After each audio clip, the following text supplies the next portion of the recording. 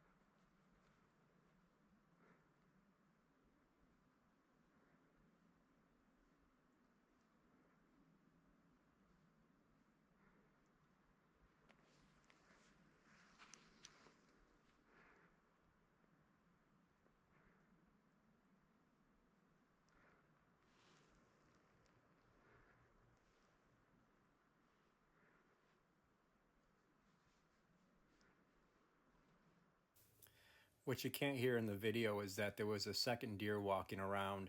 I couldn't tell which direction it was coming from. It sounded more like it was right ahead of me, but that's why I'm looking around as much as I am.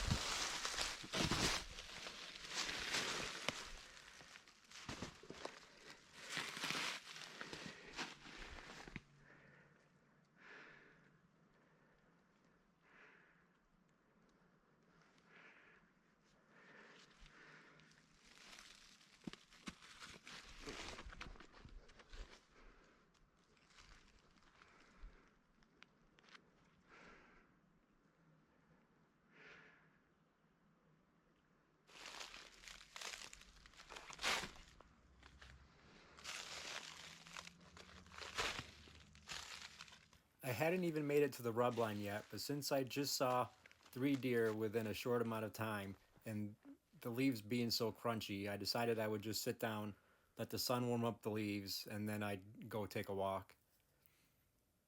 So I found a spot with the sun in my face, with the wind in my favor, and just relaxed for a little bit, enjoyed the sun. Didn't take long before this guy came up.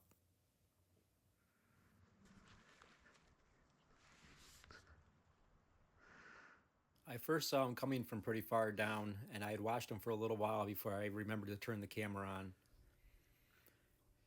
Once I realized I was going to let him pass, I put down my Henry and picked up my iPhone to make sure I could get it on video good.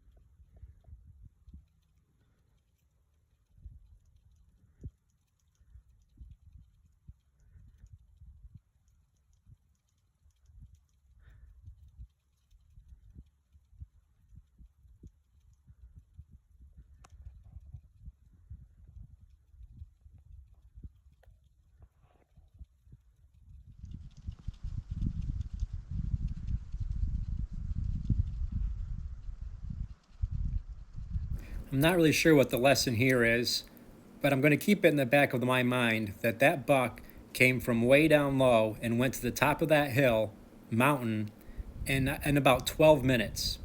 He went straight up. He didn't stop. He didn't feed. He didn't run. but he was definitely going somewhere. Would have taken me an hour to do that. Think about that next time I'm on a track and I'm at the bottom and that track goes straight up. If I think that deer's right ahead of me, he may not be so close.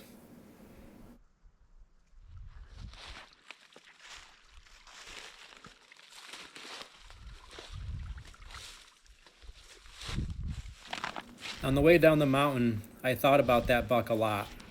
I became a better hunter on this trip. I'd never let a buck that big go before. I've always been more of a meat hunter, not really worried about the size of the deer, other than how much meat I'm going to get off of it. But tracking deer has made me want a bigger challenge, and every time I go out, I want to shoot the biggest buck I've ever shot.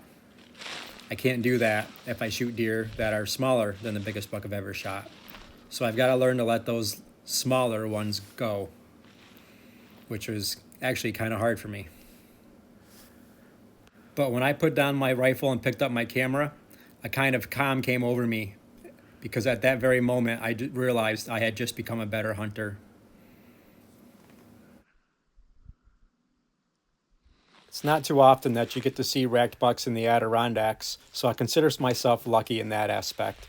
I only had about an extra hour to hunt.